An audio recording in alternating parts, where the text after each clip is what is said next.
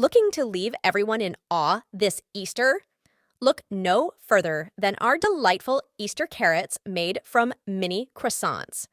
This quick and easy recipe is guaranteed to earn you nothing but compliments. Here's the scoop.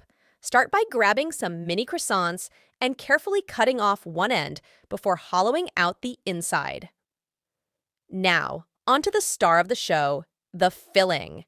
Mix together creamy yogurt, tangy pickles, a pinch of salt, aromatic fennel, and a few drops of our liquid fermented antioxidants Italian mix for an unparalleled burst of flavor.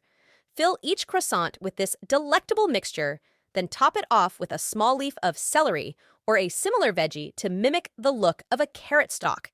And just like that, your Easter table will be graced with something truly original and utterly delicious.